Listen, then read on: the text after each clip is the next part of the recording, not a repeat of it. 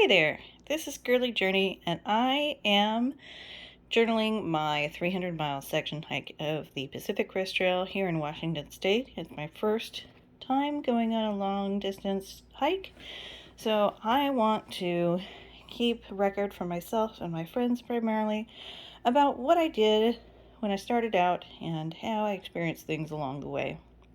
Hi there, Tempest. She's going to help out too. So today I'm talking about my water system and cooking system. So let's do the water system first. These are 4-liter and 2-liter Hydrapacks.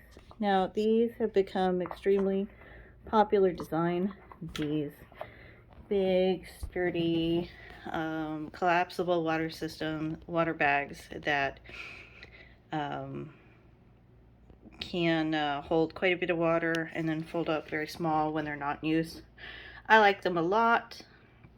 I will sometimes carry a 4-liter and 2 liters for a total of 8 liters. I decided to get rid of one 2-liter bag because I do have this 1-liter Snapple bottle. It's kind of like the new Gatorade. I prefer the wide mouth to the smart bottle. My Sawyer here does connect. I believe this is a Sawyer Mini, or maybe a Sawyer Squeeze. I'm not sure.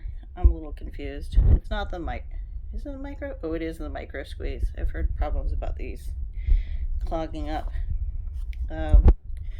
But the interesting thing is that you can get these little caps for the Hydrapak that allow you to hook it to any inline filter. So I've chosen the Sawyer for that. And then this is mostly for if I try to drink out of these canteens, I usually end up spilling water and squeeze it too hard or something happens and water goes everywhere. So I do like to have one hard-sided container for drinking out of. I could also hook up a drinking hose to this, obviously, but the cheap bottles are just fine. This is about 1.7 ounces, whereas a Nalgene of the same size would be about 8 ounces. So saving quite a bit by just taking this Snapple bottle. Just had Snapple peach tea in it. And I'm very happy with the sturdiness of that bottle.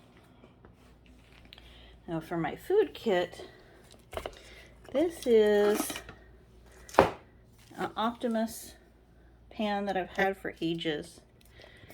I'm going to take off the koozie here for a moment so you can see this.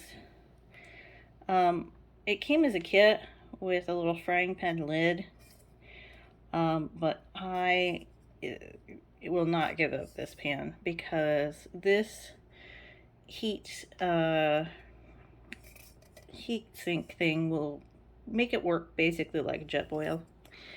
It has a little spout on it. There you go. Spout has a spout. It has easily readable markings. I've seen some others that have markings, but you can't really ever read them unless you get out a flashlight. This one I love. I never have any trouble trying to figure out what 16 ounces is, which is my most common boiled amount. This is my MSR Pocket Rocket Deluxe. It does have the little igniter on it. So it does have the little clicky igniter. I had a $10 stove, no-name stove that I got off Amazon, and that lasted me 15 years and it's still going strong. I don't even know why I bought this because the cheapo Chinese knockoff works great. But this one may be a little bit more reliable.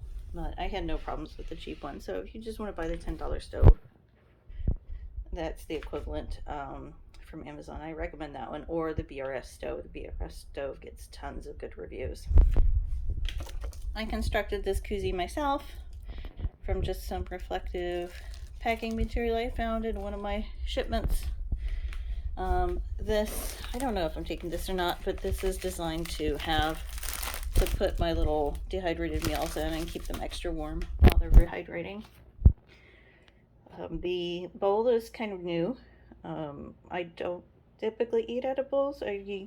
My system is just to either eat dry food or boil water and rehydrate things in the pouch it came in. I don't typically put any food. I don't put anything other than water in that pot.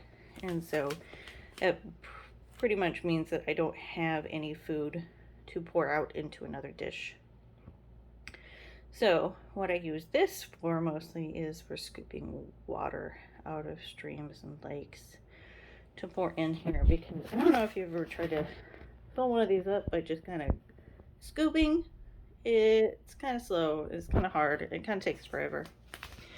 I can definitely use my pan for that too.